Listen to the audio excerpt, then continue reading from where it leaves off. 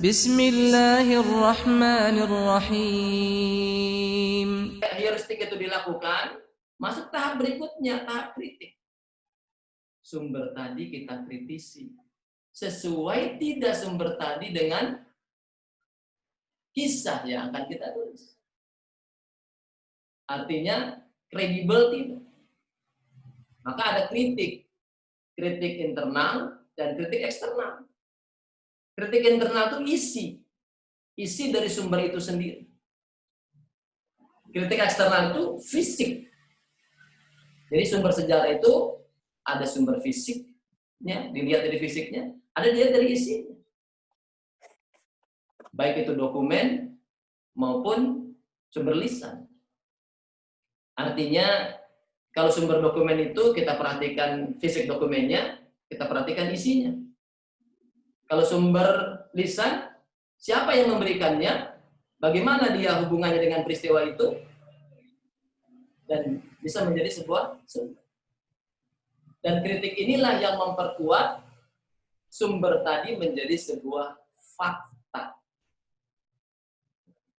Fakta inilah yang baru bisa kita gunakan untuk menulis sejarah.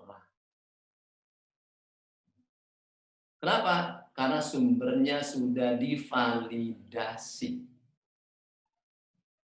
Berarti fakta itu sumber yang sudah benar. Makanya saya mengambil kata istilah fakta sejarah dalam Al-Quran. Karena fakta itu sesuatu yang sudah amazing, sesuatu yang sudah dipastikan kebenarannya. Yang beda dengan sumber-sumber yang lain. Baru fakta itu diinterpretasi oleh si sejarawan dan ditulis menjadi sebuah historiografi, menjadi sebuah tulisan sejarah, menjadi sebuah kisah. Disinilah tuntutannya fakta sejarah yang kredibel. Fakta yang kredibel itu satu hal yang paling berharga dalam sebuah tulisan sejarah. Ajaib untuk bisa menemukan sebuah fakta ini. Suatu keajaiban tersendiri. Karena bisa jadi seorang sejarawan itu sulit menemukan fakta yang kredibel. Makanya kalau kita perhatikan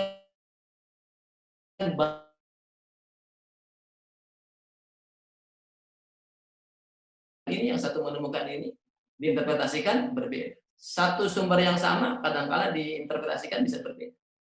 Tapi lain dengan Al-Quran. Lain dengan Al-Quran. Fakta dalam Al-Quran itu tidak bisa diinterpretasikan berbeda oleh seorang peneliti.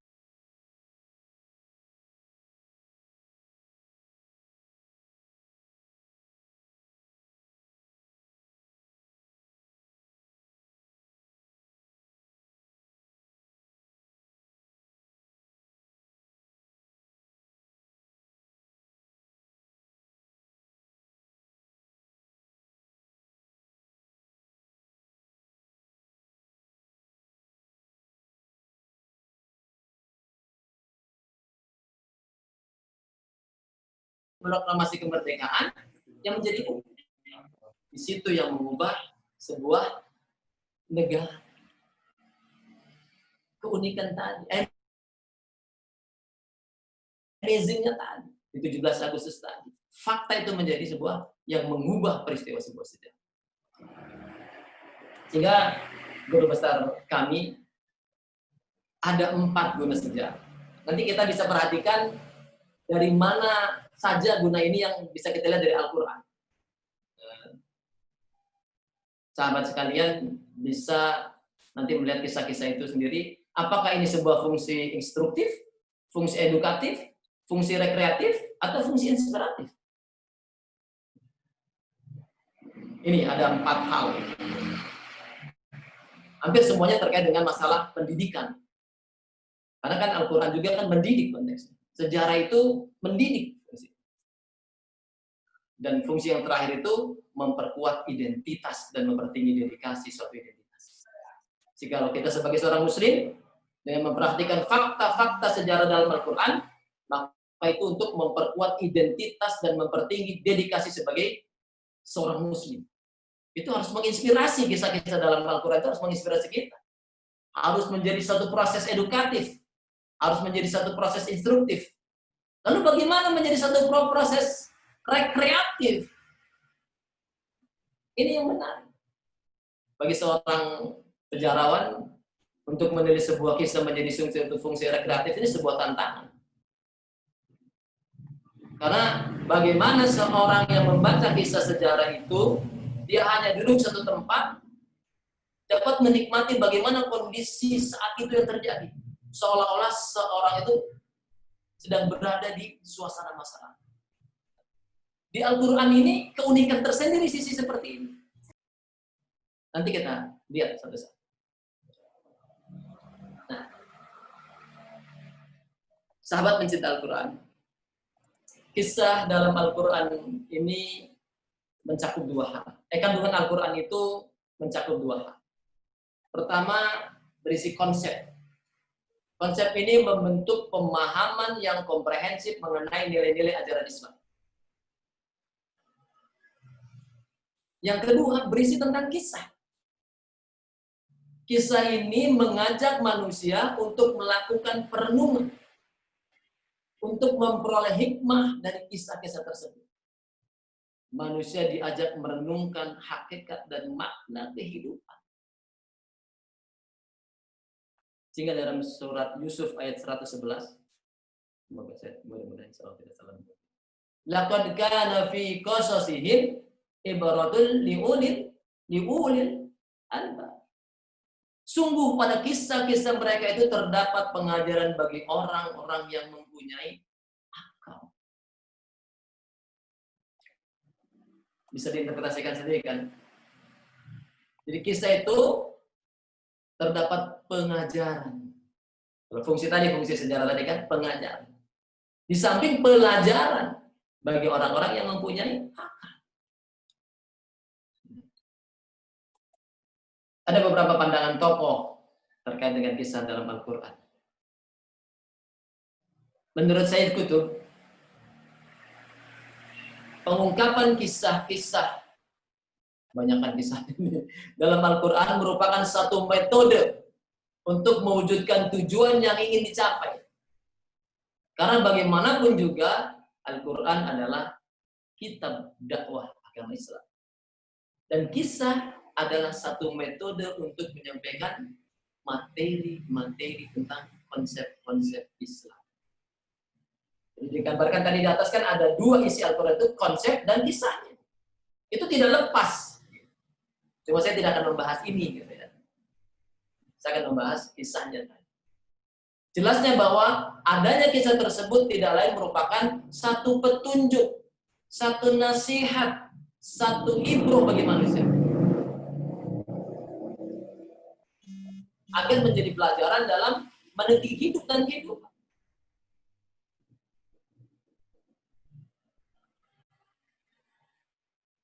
Beliau mengutip firman Allah dalam surat Hud ayat 120 yang artinya, dan semua kisah dari Rasul-Rasul kami ceritakan kepada kamu ialah kisah-kisah yang dengannya kami teguhkan hatimu. Dan dalam surat ini telah datang kepadamu kebenaran serta pengajaran dan peringatan bagi orang-orang yang beriman. Dalam surat Ali Imran juga ayat 62, sesungguhnya ini adalah kisah-kisah yang benar. Allah menjamin bahwa kisah-kisah dalam Al-Quran itu adalah kisah yang benar. Bukan khayalan, bukan sesuatu yang tidak terjadi. Sesuatu yang pernah terjadi dan akan terjadi.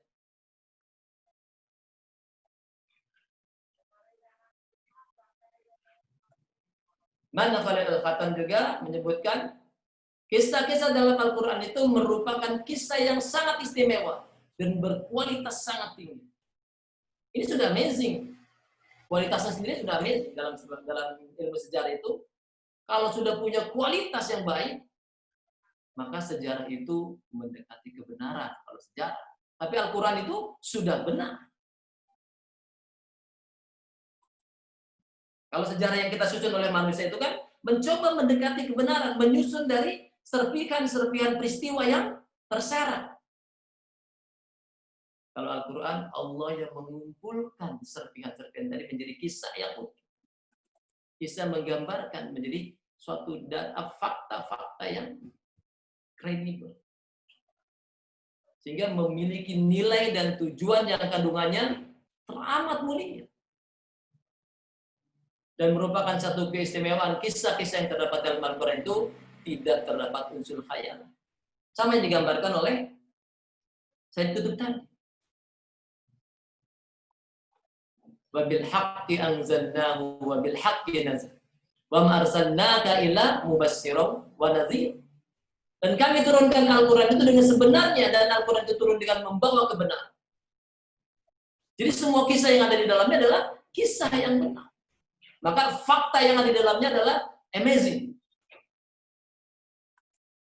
Tidak ada yang diragukan lagi. Dan kami mengutus engkau Muhammad hanya sebagai pembawa berita gembira dan pemberi peringatan.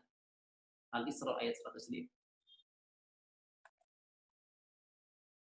Lebih lanjut, Khalil Al-Qattan juga menyebutkan kisah-kisah dalam Al-Quran itu syarat sekali dengan pesan dan nasihat, kebijakan dan keutamaan, baik secara tekstual maupun kontekstual. Istilahnya kita bisa lihat di lapangan, bukan semata dalam teks. Karena Allah menyampaikan kisah agar menjadi pedoman dan petunjuk bagi umat manusia mengenai akhlak dan perilaku yang terpuji. Ini menjadi kunci. Nah, saya mengambil beberapa jenis kisah dalam Al-Quran. Dan jenis kisah dalam Al-Quran itu dibagi dalam beberapa segi. Saya mengambil dari segi waktu satu. Kisah tentang penciptaan alam semesta sebagaimana yang diungkap dalam surat Al-Furqan ayat 59 dan Qaf ayat 38. Oh, maaf, saya lupa menuliskan di dalam ayatnya. Yang atas Al-Furqan, yang di bawah Qaf. A'udzubillahi minasyaitonir rajim. Wa laqad khalaqnas samawati wal arda wa ma bainahuma fi sittati ayyam wa ma massana min lughub.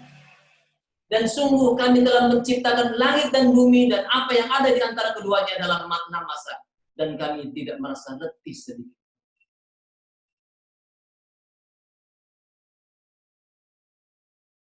Coba kita renungkan. Kita bayangkan alam semesta dan isinya. Apa yang ada di antara keduanya.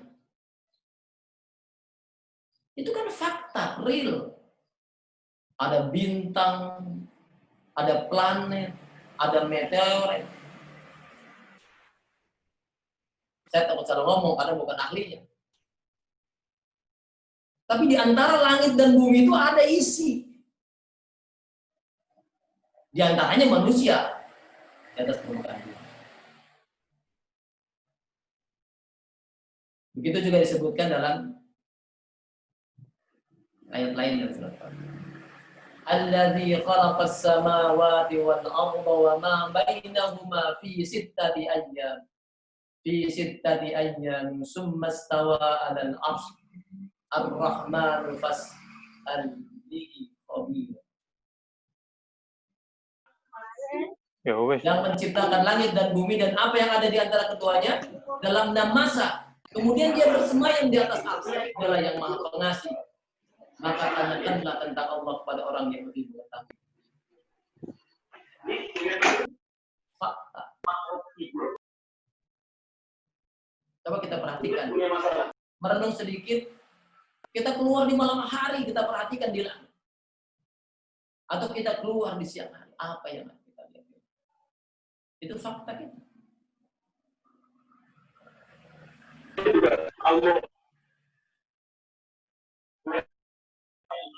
Yang kedua, jenis kisah dalam Al-Quran itu adalah dari segi materi. Ini mengkisahkan tentang kisah-kisah para nabi terdahulu. Banyak dari kisah Nabi Adam Terus sampai Rasulullah.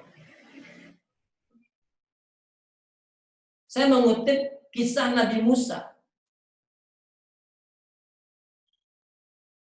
Al-Baqarah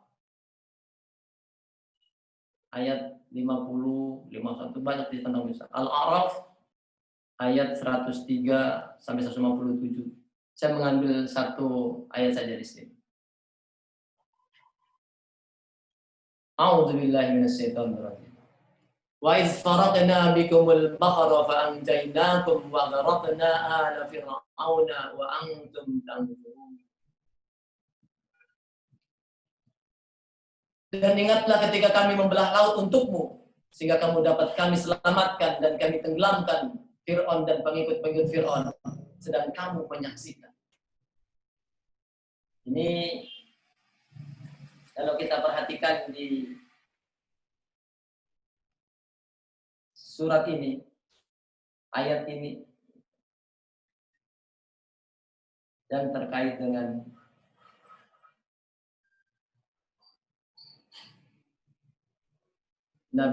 kisah Nabi Musa. Saya tidak berbicara tentang membelah laut untukmu. Konteksnya dalam teknologi. Itu bidang yang lain. Tapi amazing yang akan kita lihat adalah sedang kamu menyaksikan. Kenapa kita ngambil sisi seperti itu? Ini menghidupkan kembali ingatan orang terhadap kisah penyelamatan Bani Israel yang merupakan salah satu karakteristik Al-Quran mengungkapkan tentang yang mengagumkan. Membayangkan seolah-olah kita melihat sendiri kisah-kisah itu. Coba kita baca lagi kisah-kisah dalam Al-Quran. Pasti kita membayangkan bagaimana mereka ditenggelamkan. Fakta membelah laut menjadi suatu enzim tersendiri kan. Bagaimana laut itu bisa terbelah? Itu ahlinya ada tersendiri. Tapi saya sebagai orang sosial humaniora melihat secara sosiologis.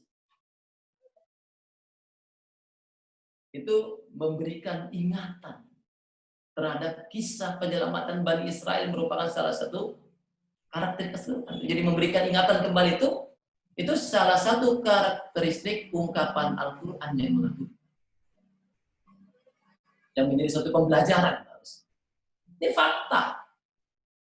Orang Bani Israel kan menyaksikan itu. Tapi tidak menjadi pembelajaran bagi mereka.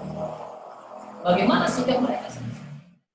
Seharusnya bagi seorang muslim itu membayangkan bagaimana Allah menolong mereka. Ini kan sebuah kisah yang mengagumkan. Fakta yang mengagumkan. Kita bisa membayangkan, coba sahabat semua membayangkan bagaimana itu Laut Merah terbelah. Bagaimana mereka bisa berjalan. Dengan angan kita. Seperti kita melihat sendiri. Itu kan salah satu fungsi rekreatif. Menjadi sebuah pembelajaran.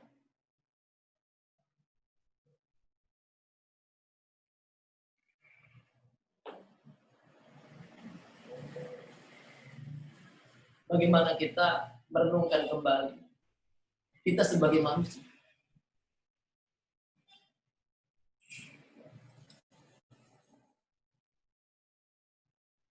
Kisah berikutnya terkait dengan materi adalah kisah-kisah yang terjadi pada zaman Nabi Allah Muhammad SAW. Banyak kisahnya.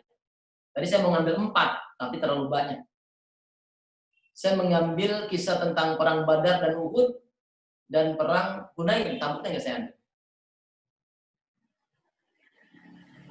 Kisah-kisah tersebut dapat digunakan untuk memantapkan keyakinan dan keimanan kita. Agar mencontoh kebaikan yang dilakukan para sahabat yang berjuang dengan semangat. Peserta didik itu dimotivasi untuk selalu berjuang dan berkorban di jalan Allah. Saya ambil kutipan sini. Ali Imran ayat 121-122. Afan, kurang angka 1 di depan 21. 121-122.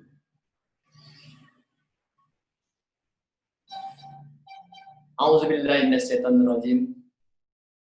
Iz hammat ta'ifatani minkum antafsala wallahu waliyuhuma wa 'alallahi falyatawakkalul. Ketika dua golongan dari pihak kamu ingin mundur karena takut, padahal Allah adalah penolong mereka, karena itu hendaklah pada Allah lah orang-orang mukmin bertawakal. Dan sungguh, ayat berikutnya, dan sungguh Allah telah menolong kamu dalam perang Badar, padahal kamu dalam keadaan lemah. Karena itu bertakwalah kepada Allah agar kamu mensyukuri.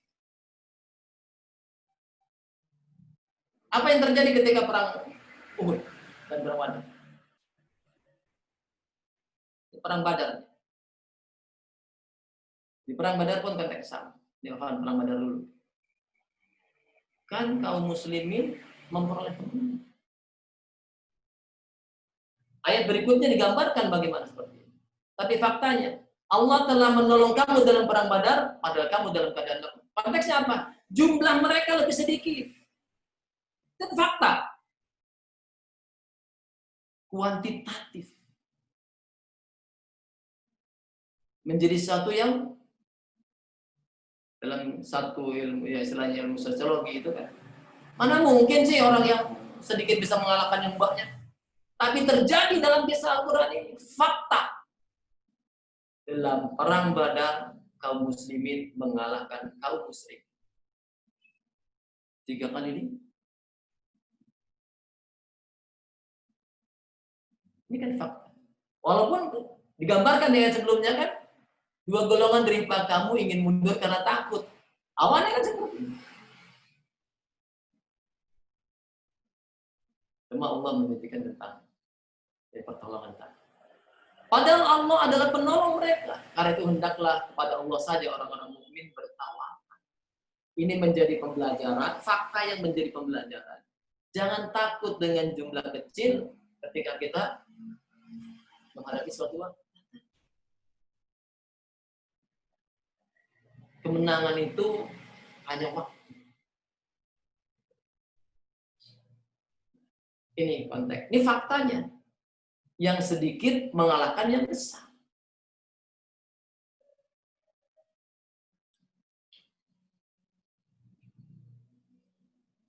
Ini kasus perang Uhud. A'udzubillahi minasyaitonir rajim. Awalamma asabatkum musibatun qad asabtum mislaiha qultum anna hadza kullu huwa min indi anfusikum innallaha ala kulli syai'in qadir. Dan mengapa kamu heran ketika ditimpa musibah, kekalahan pada perang Uhud, padahal kamu telah menimpakan musibah 2 kali lipat kepada musuh-musuh kamu pada perang Badar. Dan kamu berkata, dari mana datangnya kekalahan ini? Katakanlah, ini saat itu dari kesalahan dirimu sendiri. Sungguh Allah Maha Kuasa. Fakta bahwa dalam perang Uhud, jumlah kita juga banyak, tapi kalah.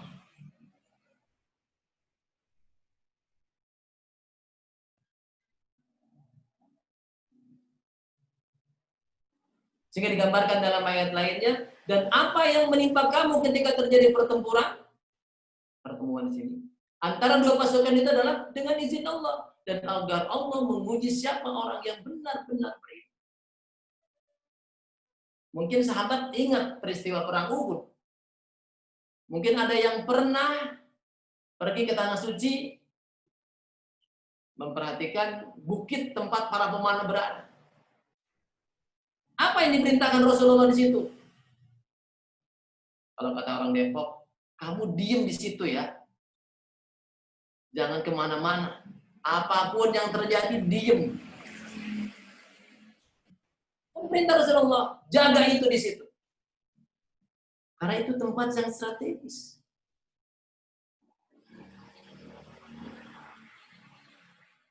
Perintah. Fakta digambarkan Rasulullah konteks pemerintah. Ini pembelajarannya adalah masalah ketaatan.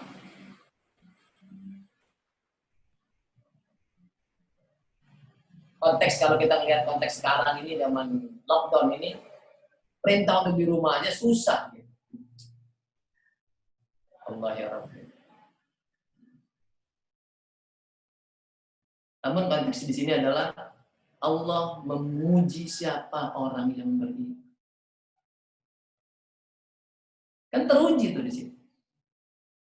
Kalau kita baca sirah nabawiyah terkait dengan perang Uhud, sahabat bisa membaca dengan lebih detail bagaimana proses awal terjadinya perang Uhud itu, sampai Rasulullah yang tadinya mau bertahan di Madinah, kemudian karena ada surah, menurut menyepakati keluar. Dalam proses perjalanan orang-orang munafik itu tidak mau melanjutkan, jumlahnya semakin sedikit.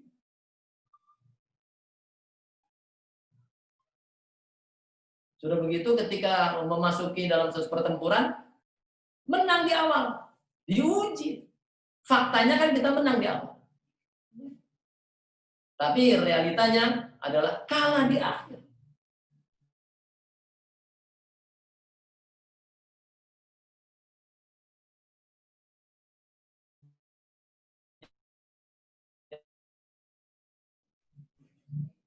Jadi apa yang kita lihat dalam perang Uhud, perang Badar, apa yang kemudian kita lihat dalam perang Uhud, perang Badar ini kan jauh dari Madinah. Perang Uhud itu dekat dengan Madinah. Tapi detailnya silakan sahabat baca sendiri di dalam Sirah Nabawi. Kalau yang cukup pendek bisa di tafsir itu, tafsir Fizanil Quran dari Sayyid Qutb.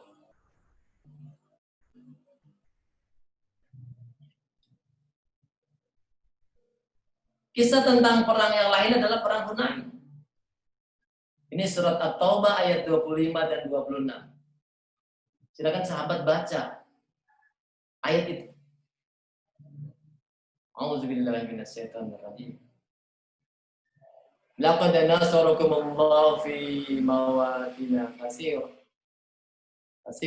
wa yawma Hunain iz a'jabatkum kasratukum falam tughni 'ankum shay'a wa dhaqat 'alaykumul ardu bima rahabat summa walaitum mudbirin. Ila akhir ayat 26. Saya baca satu ayat tapi terjemahnya 2 ayat. Waktunya terbatas. Sungguh Allah telah menolong kamu mukminin di banyak medan perang. Fakta enggak? Fakta kan? Allah telah menolong kaum mukminin itu di banyak medan perang sampai Futuh Mekah. Dan ingatlah perang Hunain. Sebutkan, ketika jumlahmu yang besar itu membanggakanmu, tetapi jumlah yang banyak itu sama sekali tidak berguna bagi. Dan bumi yang luas itu terasa sempit bagi. Kemudian kamu berbalik ke belakang dan lari tunggang langgang. Siapa yang sudah baca tentang perang Hunain? Sahabat Ali yang kemudian mampu mengorganisir lagi. Entah Rasul. Kemudian Allah menurunkan ketenangan kepada Rasulnya dan pada orang-orang yang beriman. Dan dia menurunkan bala tentara malaikat yang tidak terlihat olehmu. Dan dia menimpakan azab kepada orang-orang kafir. Itulah balasan bagi orang-orang kafir. Kaum muslimin diberi ketenangan. Dia maju bertempur lagi. Dan Allah berikan kemenangan dengan bantuan para malaikat. Ini fakta. Terjadi. Kalau sahabat ada yang pernah ke Taif, mungkin bisa melihat gitu. Lokasinya ya. Sebenarnya kalau kita ke Tanah Suci itu melihat lokasi-lokasi bersejarah itu bisa kita membayangkan lah. Kita membayangkan tapi kalau belum pernah melihat itu juga kurang afdol, kurang pas. Kalau kita ke sana sebagai membayangkan bagaimana peristiwa itu terjadi. Fakta ini menjadi satu yang amazing. Suatu yang menakjubkan. Digambarkan. Dan dijelaskan juga dalam sumber-sumber yang lain. Bahwa kaum muslimin itu hampir 12.000 orang. Melawan satu yang sedikit, tidak pernah Hunain itu. Kocar-kacir. Karena dengan kesombongan. Karena merasa jumlahnya banyak. Ya. Gambarkan jumlah yang banyak sama sekali tidak berguna. dan bumi yang luas itu terasa menjadi sempit. Ini fakta. Kalah gitu. Walaupun kemudian di akhir menang.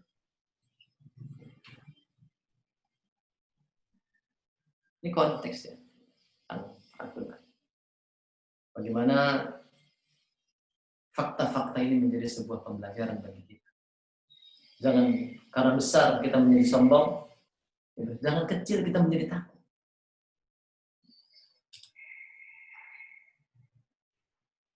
Kisah dalam Al-Quran yang berhubungan dengan kejadian pada masa lalu. Banyak kisah ini, tapi saya mengambil kisah tentang Zulkarnain.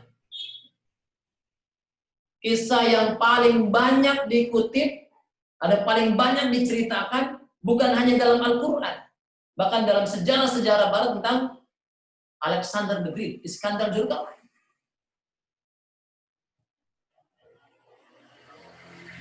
Walaupun tentang surat Al-Kahfi ini, kalau saya bicara tentang Al-Kahfi sudah banyak.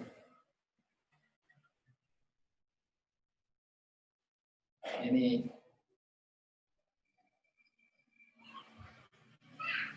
waktunya 13 menit lagi. Bismillahirrahmanirrahim. Hatta idza balagha maghrib asy-syamsi wajadaha taghrubu fi 'ainin hamiyatin wa wajada 'indaha qauman qulna ya Zulkarnain imma an tu'azziba wa imma an tattakhidha fihim husna. Hingga ketika dia telah sampai di tempat matahari terbenam, dia melihatnya matahari terbenam di dalam laut yang berlumpur hitam. Dan di sana ditemukannya suatu kaum yang tidak beragama. Lalu kami berfirman, wahai Zulkarnain, engkau boleh menghukum atau berbuat kebaikan, mengajak beriman kepada. Apa yang ingin saya gambarkan sebentar dulu? Ini posisi Zulkarnain di matahari terbenam di dalam lumpur yang hitam. Di ayat berikutnya, ayat 90, lompat beberapa ayat. Bismillahirrahmanirrahim. Hatta idza balagha madali asy-syamsi wajadaha tadlu 'ala qaumin lam naj'al lahum min duniha sitra. Hingga ketika dia sampai di tempat terbit matahari, sebelah timur didapatinya matahari bersinar di atas satu kaum yang tidak kami buatkan satu pelindung bagi mereka dari cahaya matahari. Istilahnya ini menggambarkan kisah Zulkarnain itu yang berjalan dari satu ujung ke ujung yang lain. Ini fakta. Makanya kisah tentang Iskandar Zulkarnain itu ada di beberapa cerita negara. Walaupun namanya berbeda. Saya menggambarkan Alexander the Great itu sebagai suatu Iskandar Zulkarnain.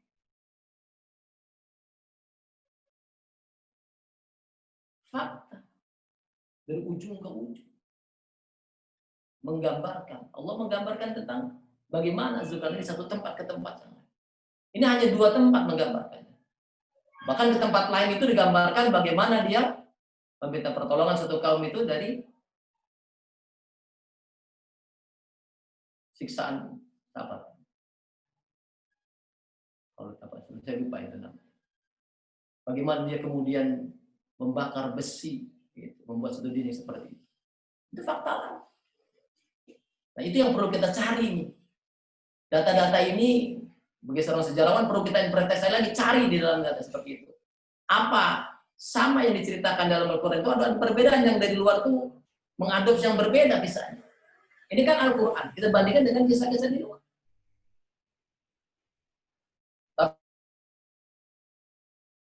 Tapi tentang kepahlawanan Zulkarnain ini sangat masyhur. Ini satu fakta sejarah dalam Al-Quran yang ada dalam kisah-kisah sejarah di beberapa negara. Ini kisah Zulkarnain itu satu kisah yang sangat elit. Bahkan ada dulu satu mahasiswa saya itu begitu terpesona dengan Alexander the Great. Baca dalam Al-Quran itu terkait dengan Iskandar Zulkarnain. Seingat saya angkatan 80-an sekian.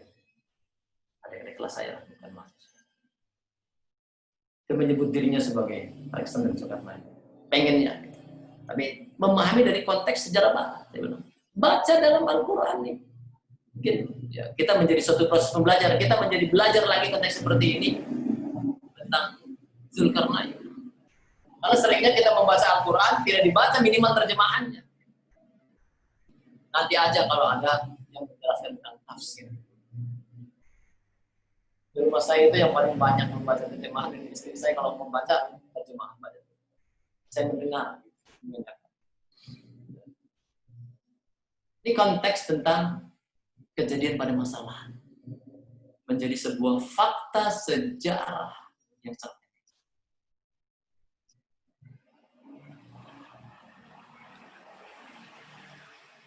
Saya mengambil kisah-kisah cukup seperti itu. Tapi yang saya gambarkan di sini adalah faedah kisah dalam Al-Quran itu. Kalau kita melihat tentang konteks di surat Hud tadi yang di awal, semua kisah Rasul-Rasul kami ceritakan kepadamu Muhammad agar dengan kisah itu kami teguhkan hatimu dan di dalamnya telah diberikan kepadamu segala kebenaran, nasihat dan peringatan bagi orang beriman. Ingat, saya memberi tanda di sini.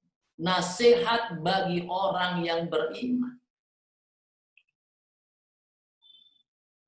Meneguhkan hati Rasulullah dan hati umat. Dan kita menjadi umat Rasulullah. Sejarah sebagai instruksional. Menginstruksikan. Satu ketaatan. Untuk keteguhan. Diperingatkan. Itu fungsi sejarah. Yang kedua menjadi sarana menanamkan pendidikan akhlak mulia. Sungguh pada kisah-kisah mereka itu terdapat pelajaran bagi orang-orang yang mempunyai akal. Itu bukanlah cerita yang dibuat-buat, tetapi membenarkan kitab-kitab yang sebelumnya, menjelaskan segala sesuatu sebagai petunjuk dan rahmat bagi orang-orang yang beriman. Kembali pada fungsi Al-Quran. Karena Al-Quran ada dua isi tentang konsep dan kisah, kisah pun sebagai petunjuk dan rahmat bagi orang-orang yang beriman. Jadi konsep dicontohkan dengan kisah. Bagaimana kaum Musa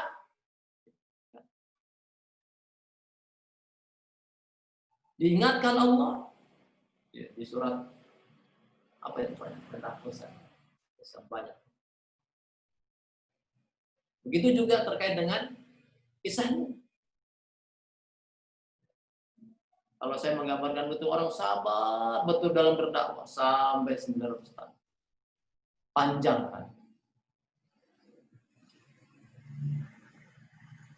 Faedah kisah yang lain itu adalah mengakui keberadaan risalah Nabi Muhammad SAW. Itu adalah di antara berita-berita penting tentang yang gaib dan yang kami wahyukan kepada Muhammad. Tidak pernah kamu mengetahuinya dan tidak pula kaum sebelum ini. Ya Allah tidak pernah menceritakan sebelumnya. Kaum sebelumnya. Dan Allah ceritakan kepada Rasulullah. Ini fakta.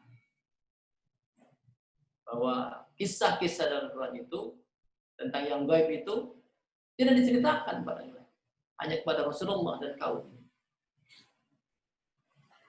Dan firman-Nya dalam surat Ibrahim ayat 9 Allah Subhanahu wa taala berfirman, "Belumkah sampai kepadamu berita orang-orang sebelum kamu?" Yaitu kaum Nuh, kaum Ad, kaum Samud, dan orang-orang sesudah mereka. Tidak ada yang mengetahui mereka selain Allah. Makanya sampai sekarang itu kan berlomba-lomba mencari dan mereka menginterpretasikan atau memperkirakan juga di mana letaknya itu perahu Nuh. Kalau kaum Ad, kaum Samud kan sudah terlihat tuh fakta-fakta sejarahnya ya. Banyak foto-fotonya, gambar-gambarnya itu banyak. Tentang perahu Nuh juga ada yang memperkirakan itu. Kalau kita melihat tentang National Geographic itu ada juga yang mereka memperkirakan tempatnya perahu. Beberapa pekan yang lalu saya lihat di sekitaran Turki negara mana. Ini tentang faedah kisah Al-Quran.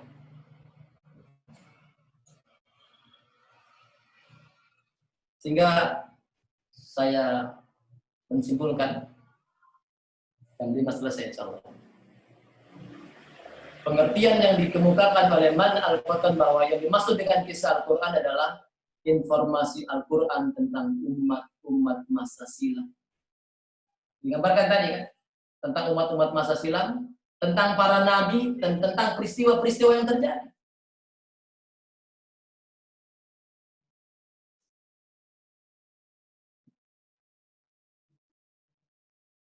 Informasi. Yang kedua, fakta-fakta yang ada itu mampu menjelaskan prinsip-prinsip dakwah dan pokok syariat yang dibawa oleh para nabi. Menguatkan hati Nabi Muhammad dan memperkuat keyakinan kaum mukminin untuk mengabadikan jejak para nabi terdahulu dan membuktikan kebenaran informasi yang berasal dari Nabi Muhammad SAW dan membuktikan kerasulan Muhammad SAW dan juga mukjizat.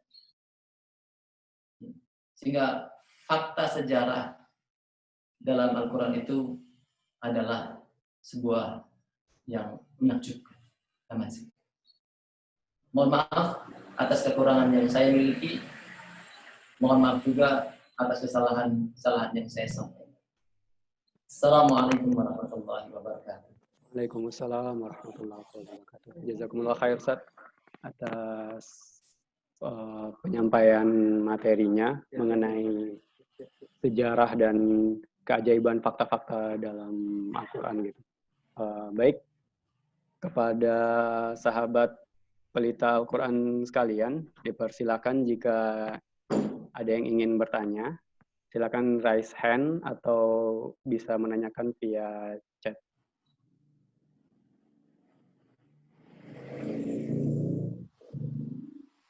Apakah ada yang ingin bertanya? Baik, selagi menunggu, Ustaz, ini ada sebuah pertanyaan melalui chat private dari inisial FA. Bagaimana ayat per ayat dalam Al-Quran dulu disusun dan dikelompokkan sehingga menjadi mushaf Al-Quran seperti sekarang? Apa pertimbangan yang digunakan? Wah, itu bukan kapasitas saya itu ya. Iya, saya bukan ahli Al-Quran ini. Tapi saya sejarawan, konteks pembahasan seperti ini. Saya tidak berani menjawab sisi seperti ini. Mungkin nanti ditanyakan pada Ustaz Solihin yang ahlinya gitu kan. Ya, beliau yang ahli tentang Al-Quran. Mungkin bisa mempelajari tentang sirah. Karena memang pembahasan kita pada hari ini tuh lebih ke fakta sejarah yang disebut di dalam Al-Quran ya, Ustaz ya? Ya. Ya, baik. Terima kasih. Baik, kepada sahabat yang lain, dipersilakan untuk bertanya atau bertanya, silakan. Ada yang ingin bertanya?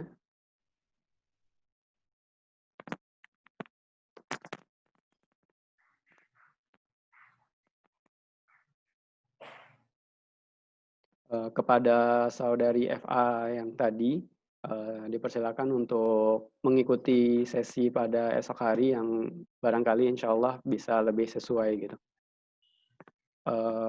Baik Ustaz, ada yang bertanya dari Fakhril Maula di grup chat. Izin bertanya Ustaz, setahu saya kisah Nabi Yusuf yang dikisahkan dalam Al-Quran adalah yang runut dan dalam satu surat. Apa hikmahnya? Jadi berada dalam satu surat dan runut gitu. Tafadhol Ustaz. Ya. Jadi saya tidak mengambil contoh Nabi Yusuf gitu ya. Karena itu sudah utuh, kisah yang utuh gitu. Tapi itu ingin menggambarkan satu proses peristiwa yang dari proses awal kisah Nabi Yusuf kecil sampai proses dia berkuasa. Kalau dalam satu kisah sejarah itu kita diuntungkan dengan kisah seperti itu. Satu proses pembelajaran kita diuntungkan, maka kisahnya akan lebih mudah dibaca. Tantangan bagi sejarawan itu sering adalah kisahnya yang terpotong-potong. Nah, hikmah digambarkannya satu kisah secara utuh ini, kita bisa memahami proses kejadian peristiwa itu dari satu faktor ke faktor yang lain.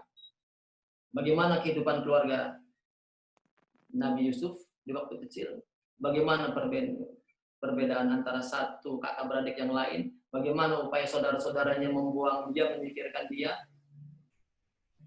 Tapi apa yang terjadi sikap oleh Nabi Yusuf? Apakah dibalas ketika dia berkuasa? Kan tidak. Ini satu pembelajaran. Sebuah pembelajaran. Sehingga konteks ini menjadi suatu proses pembelajaran, baik kita bergaul dalam satu kehidupan berkeluarga, maupun bagaimana ketika kita memimpin. Saya sih melihatnya konteks seperti itu sederhananya. Walaupun ada faktor cinta lain di dalam kisah Nabi Yusuf itu kan, bagaimana ketika dia hidup pertama kali di dalam satu rumah sang pembesar di situ, bagaimana kemudian digoda di wanita dan sebagainya.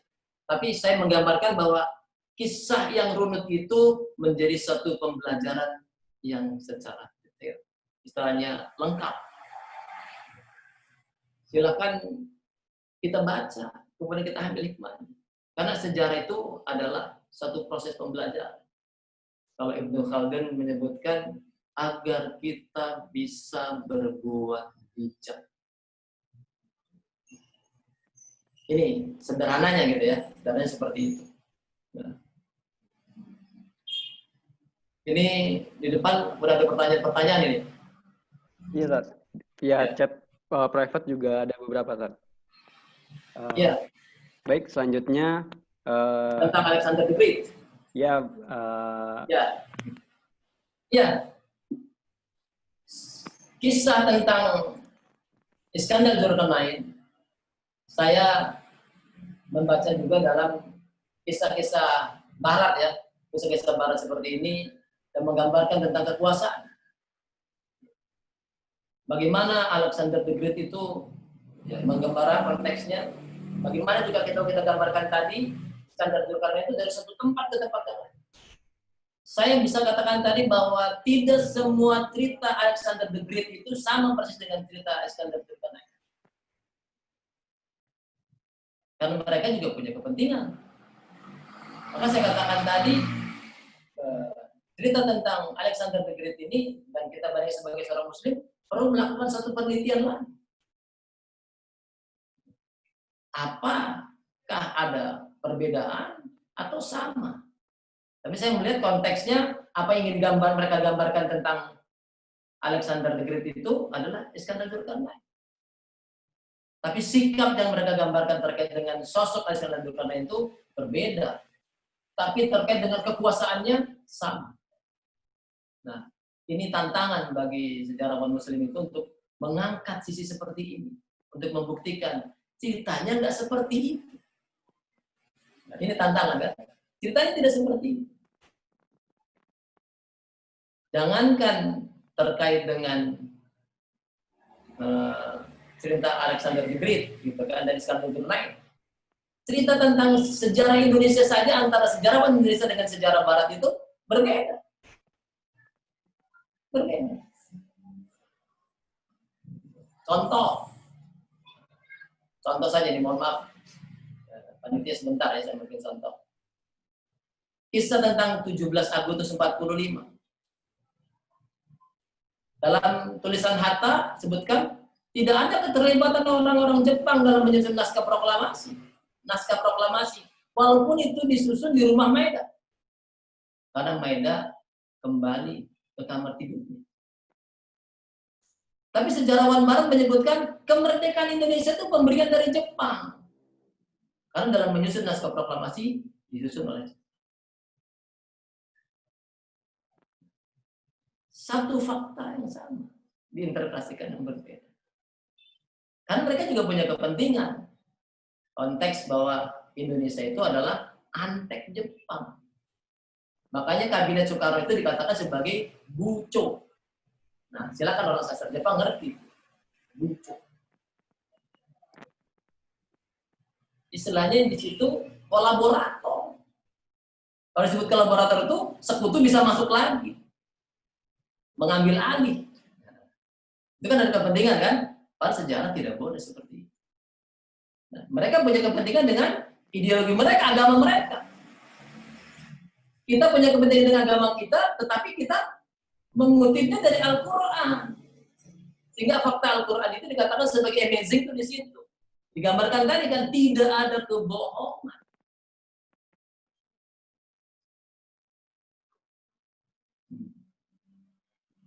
Itu satu sisi ya. Dan mudah-mudahan menjawab. Pertanyaan berikutnya apa? Ya, Ustaz. Yo. Pertanyaan berikutnya melalui private chat. Apakah ada sejarah yang dipelajari di dunia akademisi yang bertentangan dengan fakta yang dikisahkan di Al-Quran? Atau justru yang saling menguatkan? Ya, jadi konteks kalau kita perhatikan, sirah-sirah Nabawiyah itu semua ditulis oleh akademisi. Sejarawan yang menggunakan metode sejarah dengan benar, maka akan mengikuti apa yang dia lakukan.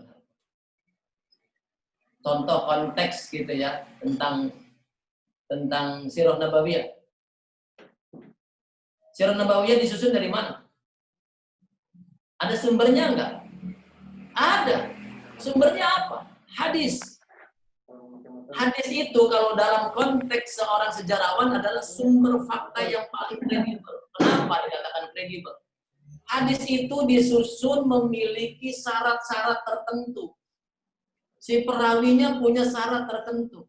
Begitu juga seorang sejarawan. Sejarawan itu ketika menyusun sebuah fakta, sumber menjadi fakta, harus juga dengan sumber yang jelas. Contoh. Kalau hadis itu lihat nih perawinya. Kan dikuatkan oleh hadis yang lain, diriwayatkan oleh yang lain. Makanya dalam sejarah itu tidak boleh dengan satu sumber. Artinya dalam artian kata si A. Kalau sahabat jelas kita perhatikan hadis yang ada orang sahabat yang suka berbohong saja langsung dicap tersendiri. Sejarawan pun begitu. Ambil contoh biar gampang sejarah Indonesia saya. Bagaimana bercerita tentang 17 Agustus 45 peristiwanya. Ada Subarjo, ada Hatta, ada Malik. Subarjo dan Hatta itu pelaku peristiwa. Ada Malik itu hidup sejaman. Mana yang kredibel? Subarjo, Hatta. Tapi di antara dua orang ini sendiri juga ada perbedaan pandangan. Apalagi orang yang nggak hadir. Itu seringkali sejarah yang ditulis oleh manusia itu sendiri masih memiliki kelemahan. Masih memiliki kelemahan. Makanya kalau antum perhatikan sirah Nabawiyah itu kan, yang itu kalau melihat tulisan-tulisan yang baru lagi, ada buku baru lagi itu, ya ada tambahan, nggak ada masalah. Atau buku sejarah Indonesia ada tambahan, nggak ada masalah. Bukan sejarah diserimpangkan, yang ada itu adalah belum ditemukannya sumber. Mungkin saya bukan termasuk orang yang suka menyalahkan sejarah, tapi saya selalu berpikir positif bahwa dia belum menemukan sumber baru. Kalau yang salah, dia salah menginterpretasikan. Nah, kalau konteks, apakah ada satu konteks ini? Sekarang orang berlomba-lomba membuktikan terkait dengan kisah Musa. Di mana itu letaknya Nabi Musa itu melewati Laut Merah? Itu dilakukan penelitian. Ingin membuktikan Al-Quran, dilakukan penelitian. Sudah ditemukan. Istilahnya kan perkiraan-perkiraan mereka. Mereka malah nggak berani menentukan di sini yakin nggak. Tapi mereka baru memperkirakan sepertinya yang di sini. Ada yang mendapatkan sepertinya yang di sini. Terkait dengan masalah menyeberangnya Musa, bagaimana proses itu? Nanti itu ada ahlinya tersendiri. Juga mereka mencoba menyusun seperti itu. Jadi mereka yang melakukan satu cerita menyimpang itu adalah punya kepentingan. Nggak bisa seharusnya terjadi seperti itu. Mudah-mudahan menjawab. Baik, terima kasih Sat. Pertanyaan berikutnya dari Agus Tri Cahyono di grup chat. Bagaimana menyikapi kisah penciptaan manusia dalam Al-Quran dengan perkembangan teori evolusi maupun teori-teori lain yang dikaji berdasarkan hasil riset? Terima kasih. Jadi ini ada dua teori. Saya ceritanya dari sisi sejarah ya, bukan dari sisi biologi. Itu seharusnya Ustadz Anom, sisi biologi. Saya dari sejarah. Nah, kalau dari sejarah itu kan menyebutnya ada perang sejarah, ada sejarah. Orang sering menyebutkannya dengan istilah manusia purba istilahnya. Manusia purba konteks. Kalau kita bicara lagi berkaitan dengan Al-Quran itu kan bagaimana ketika Nabi Adam akan diciptakan. Tapi model Nabi Adam itu kan baru diciptakan. Berarti kan digambarkan ada makhluk sebelum Nabi Adam, ini kan makhluk lain. Allah alam, saya tidak mengalami seperti itu. Tapi konteks itu adalah prasejarah. Bukan, mereka tuh nggak ketemu, adanya missing link itu nggak ketemu. Ketika proses peralihan dari manusia prasejarah ke manusia itu mereka nggak ketemu. Tanya orang biologi. Istri saya kebetulan orang biologi. Kalau dari evolusi itu juga kadang-kadang nggak nyambung, nggak ketemu konteks. Dan kisah sejarah itu setelah ditemukannya sumber-sumber yang tertulis. Makanya kalau orang sejarawan, sumber yang tidak tertulis itu kerjanya arkeolog. Dia menemukan dari benda-benda, bercerita dari benda. Jadi tentang konteks perkembangan evolusi maupun teori lain yang dikaitkan hasil riset, ya, orang yang ahli arkeologi sendiri belum menemukan yang namanya missing link tadi. Proses peralihan dari si manusia purba tadi ke konteks manusia. Ini yang saya pelajari dari sejarah purba gitu ya, sejarah purba. Nah, lebih detail silakan tanya ahli biologi dan teori evolusi gitu, teori evolusi. Baik, Ustaz. Pertanyaan berikutnya melalui chat private dari HZ. Izin bertanya, Ustadz, bagaimana menyikapi dan meluruskan tudingan terhadap sekelompok elit yang menyatakan ayat-ayat perang sebagai pangkal dari radikalisme? Tafadhol, Ustadz. Ya, sebenarnya ini memahami konsep makna kata radikal. Secara bahasa, radikal itu apa sih? Secara bahasa, tuntutan jiwa zamannya berbeda. Kita ambil contoh. Dalam sejarah Indonesia, saya akan berikan gambaran aja, biar kita semua paham, karena kita orang Indonesia. Apa yang dilakukan oleh para pejuang kita melawan kekuatan kolonial dianggap radikal. Syarikat Islam itu radikal. Kenapa? Mereka ingin membalikkan sesuatu tadi. Konteksnya apa mereka? Perlawanan terhadap kekuatan kolonial. Apakah konteks perang itu dibawa dalam konteks kekinian? Enggak dong. Makna radikal itu harus kita pahami sesuai dengan zamannya. Sesuai dengan zaman. Kalau kita memahami konteks radikalisme sekarang, sisi mana? Perang itu konteks kita ngambil waktu. Saya kenapa contohkan tentang perang Uhud, perang Badar, itu kan bukan tentang perangnya. Dan kita ambil pelajaran itu salah, jangan mengambil konteks kekerasannya. Tetapi di balik makna itu tadi, kenapa kamu kalah dalam perang Uhud, sedangkan kamu menang dalam perang Badar? Ada satu pembelajaran di sini. Kenapa kamu banyak kalah dalam perang Hunain? Ada satu pembelajaran di situ. Konteks sisi seperti ini yang harus dipahami. Kalau image-nya itu, pandangannya itu sudah punya satu mainstream sendiri, susah. Jadi belajar sejarah itu adalah belajar bagaimana kita bersikap bijak. Maka orang-orang seperti itu, mohon maaf, perlu belajar sejarah lebih banyak. Ingat nggak Winston Churchill? Kenapa dia bisa mengalahkan Hitler? Belajar sejarah Jerman. Baru dia bisa mengalahkan Hitler. Kalau nggak pernah belajar sejarah Jerman, Churchill nggak bisa mengalahkan. Asalnya dia tahu kelemahan-kelemahan. Dia bijak. Oh, Hitler seperti ini. Maka dilakukan seperti ini. Kenapa Jepang kalah? Nggak pernah mempelajari sejarah tentang itu. Konteks. Nah itu, saya melihat itu. Jadi, jangan memaknai radikalisme itu konteks zaman dulu, didudukan zaman sekarang. Radikalisme zaman pergerakan di Indonesia berbeda. Gitu. Nggak bisa didudukan sekarang. Konsepnya ya, konsep radikalisme. Karena mengalami penyempitan makna radikalisme sekarang ini. Orang bahasa melihatnya ada penyempitan makna. Kalau dulu, itu menjadi satu yang dielu-elukan oleh masyarakat. Jarang digambarkan dalam satu kisah kenapa SI melakukan perlawanan atau demo-demo pada masa itu dulu.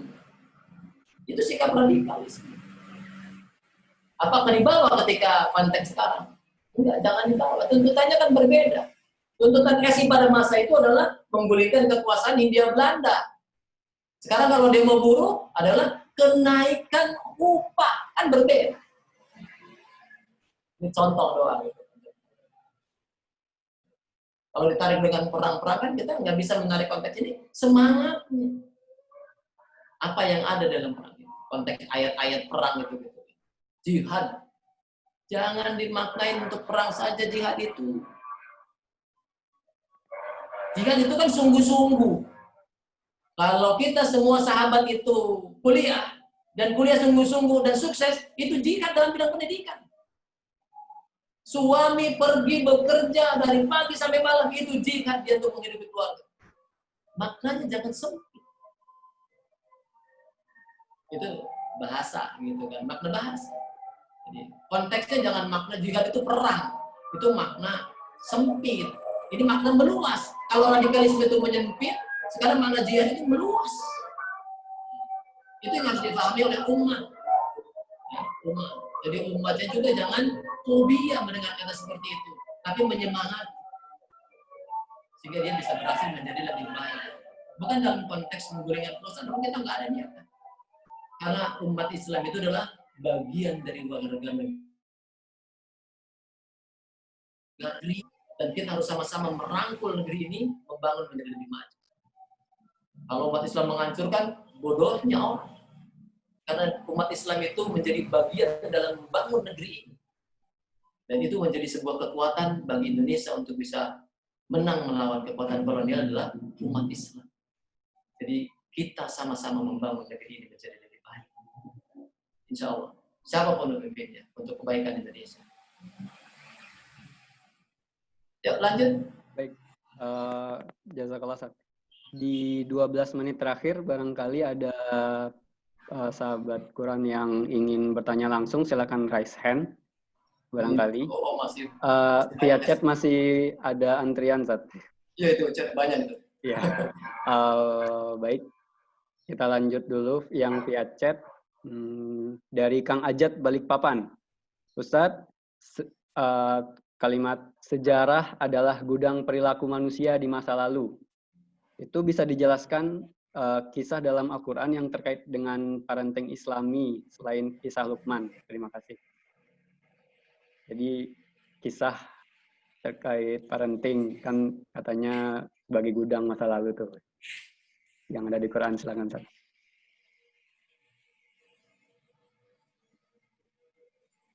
Ya, tadi saya mengambil hanya contoh kisah dari Luqman. Bagaimana juga keluarga Ali Imran. Itu kan sudah contoh lagi. Ali Imran. Ya kan? Apa yang diceritakan tentang Ali Imran tadi sih? Sebuah proses pembelajaran, pendidikan orang kepada. Coba perhatikan lagi terkait dengan keluarga Imron kisah. Ada satu buku tentang kisah-kisah orang tua dan anaknya.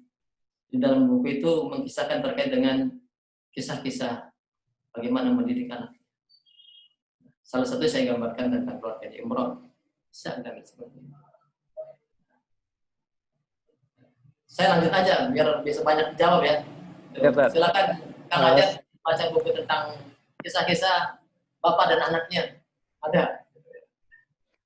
Baik, pertanyaan berikutnya dari Diah Arifah. Assalamualaikum warahmatullahi wabarakatuh. Semoga Ustadz dan tim selalu dalam lindungan dan keberkahan Allah. Mohon ilmunya, bagaimana contoh kisah para pahlawan Indonesia yang pergerakannya terinspirasi lewat sejarah dalam Al-Quran, Ustadz? Karena Bung Karno sendiri pernah memiliki slogan jas merah. Sebelumnya kami ucapkan jazakumullah khair. Ya, banyak sekali ya. Subhanallah, di dalam kisah sejarah Indonesia ini banyak sekali. Kalau sahabat memperhatikan dari ujung barat, itu kita mengenal perang Sabilillah. Perang Sabilillah. Perang Sabilillah itu sudah mengambil perang Sabil. Itu memiliki kisah dalam Al-Quran. Kan? Jadi perang Aceh itu ditulis oleh guru kami. Allah ya Profesor Alfian. Terkait dengan perang Sabil. Tokohnya siapa? Banyak sekali. Mulai dari Panglima Polim, Teku Umar, terus gitu. Bergeser ke arah timurnya. Ada perang Padri. Kita tahunya perang Imam Bonjol doang gitu kan. Perang Padri. Banyak pahlawannya di sini. Bukan hanya Imam Bonjol. Tuan Kunan Renceh dan lain sebagainya. Turun bapaknya kalau ke Jawa, yang dikenal dengan Perang Jawa. Siapa Perang Jawa? Diponegoro. Perang Diponegoro. Turun lagi, bapaknya nanti ke timur. Sekarang lagi diusulkan calon pahlawan. Raja Ternate. Saya nggak usah sebutkan dulu namanya, tetapi kita semua kenal kalau dalam sejarah Indonesia. Karena saya berkadung menyebutkan calon pahlawan tadi. Nanti saya disalahkan. Dia satu-satunya raja Ternate. Dore, yang menguasai Ternate Tidore pada saat itu. Yang tidak dikalahkan oleh Belanda. Karena dia menerapkan etik perjuangan sesuai dengan yang diajarkan. Diawali dengan cara diplomasi bagaimana Rasulullah bergaul dengan orang-orang Yahudi di Madinah. Dia berdagang mereka, tetapi ketika dicurangi, gitu, ayahnya Ba'abullah itu dibunuh.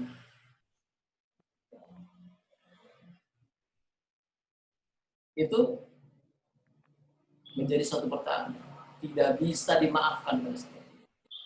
Perang agama itu, walaupun dalam kisahnya tidak disebut. Yang modern dan terinspirasi tentang Al-Quran.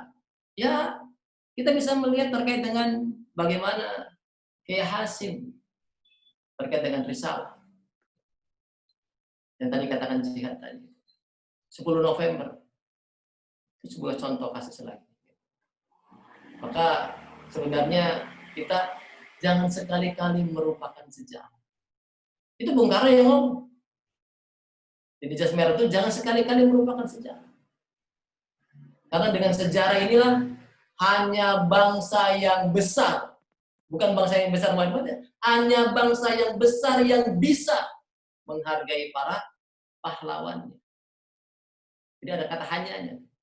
Jadi kalau nggak bisa menghargai para pahlawannya, bukan menjadi bangsa yang besar. Itu Bung Karno mengatakan seperti itu. Jadi hanya bangsa yang besar yang bisa menghargai para jasa para pahlawan. Konteks ini. Ada? Ya, berikutnya dari Fani Arumsari. Pertanyaannya, sejarah bergantung pada siapa yang menuliskannya.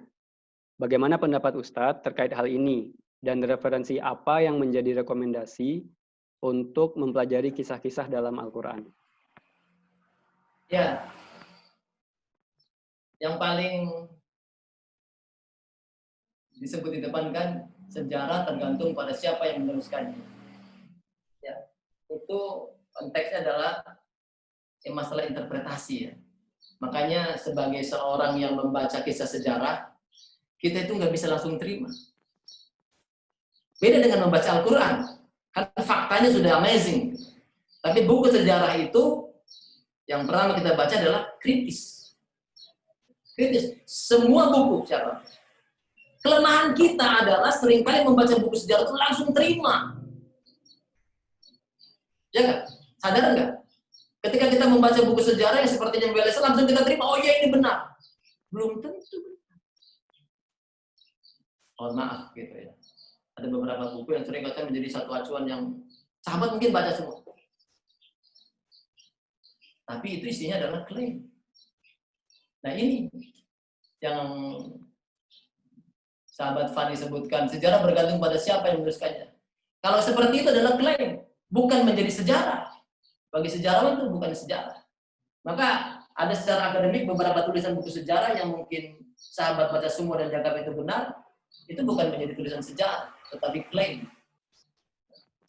Kalau ingin mencari rekomendasi untuk mempelajari kisah-kisah dalam Al-Quran, banyak buku tafsir.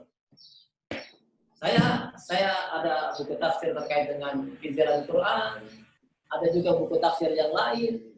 Nah, di buku tafsir ini kita bisa membaca kisah-kisah dalam Al-Quran lebih detail. Baca juga buku Sirah Nabawiyah. Silakan saja baca buku itu, pasti ada masing-masing memiliki kekurangan ya, kecuali Al-Quran. Ya, kecuali Al-Quran. Tulisan-tulisan sejarah itu pasti ada kekurangannya. Siapapun yang menulis pasti ada kekurangan. Makanya satu buku dengan buku yang lain itu saling melengkapi. Berbeda dengan ilmu eksakta. Kalau nggak sesuai dengan rumus nggak bisa jadi.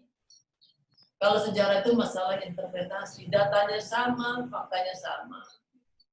Bisa jadi interpretasi berbeda. Contoh, saya paling gampang mencontohkan peristiwa kuda tuli. Penyerbuan kantor PDI bukan di Membonjol. Kita melihat dari Jalan Surabaya, kebayang nggak Jalan Surabaya nih? Kalau nggak tahu susah. Dan melihat dari Cikini, sama nggak ceritanya? Berbeda kan? Salah nggak? Enggak. Bagi sejarawan begitu. Yang paling bagus, mampu menggabungkan dua sudut pandang tadi. Ada lagi yang cerita dari dalam gedung itu sendiri. Beda lagi? Beda kan? Istilahnya, dia melihat dari satu sisi. Yang satu dari sisi yang lain. Yang satu dari sisi yang lain. Paling bagus itu kalau sejarawan dapat menemukan tiga sumber dari tiga sisi tadi, lalu diramu dipadu jadi satu. Jadilah kisah yang lebih kredibel lagi. Itu seringkali ada yang menggampangkan sejarah itu tergantung pada penulisnya. Sejarah itu sebenarnya tergantung pada sumbernya. Saya selalu berpraktek positif. Gitu. Makanya ketika kita membaca, saya termasuk tipe yang tidak langsung terima. Saya seringkali dapat sharean, Mas Abdurrahman, ini gimana nih? Oh, lihat dulu, baca dulu. Bagaimana pandangan Pak Abdurrahman? Oh ya, saya baca dulu. Nggak langsung respon dulu, dibaca dulu. Bandingkan dengan sumber yang lain, baru kita respon. Nah, itu mencari sumber sejarah. Rekomendasi, silakan baca buku tafsir. Banyak buku tafsir. Saya di rumah ada dua model buku tafsir. Silakan Mas Irsad, masih ada berapa menit? 2 menit lagi Mas Irsad. Tinggal 2 menit, Ustaz. Ada 2 pertanyaan tersisa dari Saudara Rahmat Jauhari dan Yasir Arafat. Namun sepertinya pertanyaan dari Saudara Rahmat Jauhari lebih pas ditanyakan besok. Besok. Ya, sepertinya. Dari Yasir Arafat, Assalamualaikum, mohon izin bertanya Ustadz. Di buku Muqaddimah Ibnu Khaldun dikatakan bahwa seorang ahli sejarah semestinya menerapkan salah satu metode dalam ilmu hadis, yaitu al-jahr wa ta'dil, melihat standar kredibilitas sumber informasi. Nah, bagaimana prinsip tersebut dalam metode ilmu sejarah modern? Ya, Ibnu Khaldun itu menjadi salah satu tokoh sejarah modern dalam dunia sejarah. Karena dia menerapkan konteks seperti ini. Di sejarah sendiri itu ada yang namanya dikatakan sebagai heuristik tadi. Kemudian ada kritik.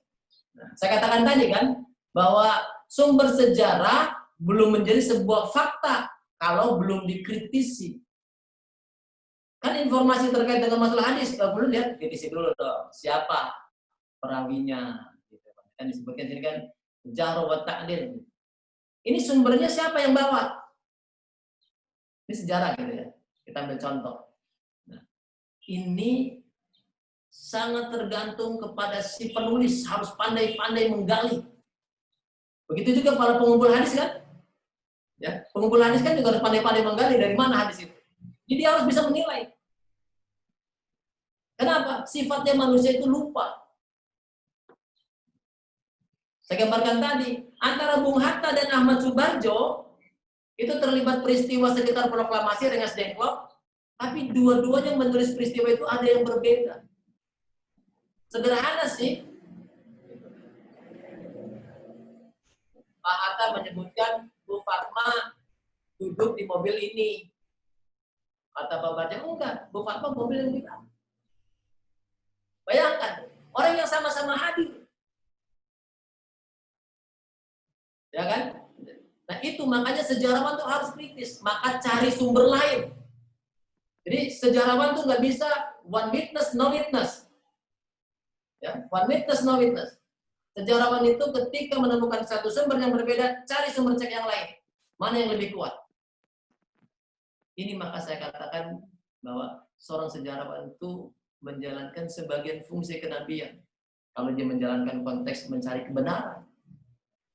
Kalau dia tidak menjalankan kebenaran, mencari kebenaran, ya tidak menjalankan fungsi kenabian. Karena mengingat. Nah, coba kalau dalam Nabi Main kan sudah ada terjemahannya dalam bahasa Indonesia. Dan menarik tulisannya Ibnu Khaldun ini. Bahkan ada Khasanah di Republika, tulisan Ibnu Khaldun ini jadi satu tantangan tersendiri. Kadang-kala kalau kita bandingkan dengan pemikir-pemikir sejarah Barat, jauh lebih maju. Dan bisa dibandingkan gitu ya. Bisa dibandingkan dengan pemikir Barat modern. Orang sering membandingkan Ibnu Khaldun mirip dengan ini. Kebalik seharusnya saya gambarkan. Yang pemikir Barat itu mirip dengan Ibnu Khaldun karena Ibnu Khaldun duluan. Gitu kan. Saya gambarkannya begitu. Ini konteks apa yang digambarkan Ibnu Khaldun itu menjadi satu ciri dari penulisan sejarah modern. Ya. Maka saya melihat Ibnu Khaldun ini sudah menerapkan tentang konsep metode sejarah modern di konteks kritik. Sehingga sejarawan itu kalau tidak menjalankan konsep kritik tadi, faktanya dipertanyakan. Itu bagi sejarawan. Faktanya dipertanyakan. Mudah-mudahan ini mampu menjawab dari kekurangan-kekurangan yang saya miliki, keterbatasan yang saya miliki, kekhilafan yang saya miliki. Mohon maaf semuanya atas apa yang saya lakukan. Cukup saya kira Bang Irsad. Baik, jazakumullah khair kepada Bapak Dr. Abdurrahman yang sudah memberikan pencerahan, berbagi ilmu kepada kita gitu. Terkait sudut pandang sejarah dalam memahami fakta-fakta sejarah yang tertulis di dalam Al-Quran. Seperti yang tadi ditulis oleh Banu Muhammad di grup chat. Ini. Beliau mengutip, belajar sejarah adalah belajar untuk bersikap bijak. Quotes dari Abdurrahman 2020. Ya, semoga dengan belajar terkait sejarah kita benar-benar bisa satu tahap mendekati ke kebijaksanaan seperti itu. Ya, sekali lagi terima kasih kami ucapkan jazakumullah khair Ustaz. Semoga kita dapat bertemu di pertemuan-pertemuan komunitas yang selanjutnya. Dan kami informasikan kepada sahabat Quran semua, yakni pada esok hari, Ahad 3 Mei 2020 pukul 16 waktu Indonesia Barat. Kita akan bertemu kembali pada sesi pengkajian keajaiban Al-Quran dalam hal linguistik dengan tema melihat kebesaran Allah dalam keajaiban pilihan kata dalam Al-Quran, yang nantinya akan diisi insya Allah oleh Ustadz Solihin LCMA. Beliau merupakan penemu metode menerjemahkan Al-Quran yang beliau beri nama metode Granada. Jadi kepada yang sekiranya tertarik atau memiliki saudara atau kenalan yang kira-kira tertarik dengan tema ini, dipersilakan untuk mengikutinya insya Allah. Dan silakan follow Instagram @pelitaquran.id dan subscribe channel YouTube komunitas Pelita Al-Quran untuk mendapatkan update-update dan rekaman-rekaman pertemuan komunitas kita. Baik, jazakumullah khair kepada semuanya. Semoga kita dapat bertemu pada pertemuan berikutnya. Izinkan kami membacakan 2 buah pantun. Kalau ladang banyak hama, tak perlu petani untuk berpindah. Hati masih ingin bersama, tapi waktu habislah sudah. Jalan-jalan ke kota Mekah, ingin sholat berlama-lama. Semoga kajian ini membawa berkah, membawa rahmat untuk bersama. Terima kasih. Kita tutup dengan lafaz hamdalah, alhamdulillahirrahmanirrahim, dan doa penutup majelis. Subhanakallahumma wa bihamdika, asyhadu an la ilaha illa anta astaghfiruka wa atubu ilaik. Kesempurnaan datangnya dari Allah dan kekhilafan, kealfaan datang dari kami pribadi. Terima kasih. Akhirul kalam. Assalamualaikum warahmatullahi wabarakatuh. Waalaikumsalam. Jazakumullah khair semuanya.